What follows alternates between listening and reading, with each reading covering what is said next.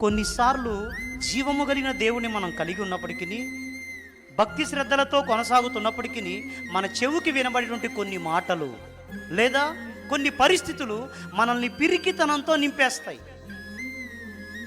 పిరికితనంతో నింపేస్తాయి. ఎంతగా పిరికి వాళ్ళు అయిపోతారనంటే, ఇప్పుడు నాకు అసలు ఇంక ఏ దిక్కు లేదు, నాకు ఎక్కడి నుంచి ఇంక అవకాశం లేదు, నాకు ఒక్కటే మార్గం, చావు ఒక్కటే మార్గం అన్నంతగా దేవుని పిల్లలు అనబడిన వారు సైతం పరిస్థితులకు భయపడో, రోగాలకు భయపడో, అప్పులకు భయపడో, సాటి వాళ్ళు పలికేటువంటి సూటిపోటి మాటలకు భయపడో చచ్చిపోదాం అనుకునేటువంటి పరిస్థితులు ఉండేటువంటి వాళ్ళు కూడా ఉంటారు. అర్థమైందా? చచ్చిపోయి ఏం సాధించగలం? ఏమన్నా సాధించగలమా? ఏమీ సాధించలేం. మరి ఎప్పుడు సాధించగలం అంటే పిరికితనాన్ని విడిచిపెడితే నువ్వు దేవుని కొరకు ఏదైనా సాధించగలవు. దేవునికి మహిమ కలుగునుగాక.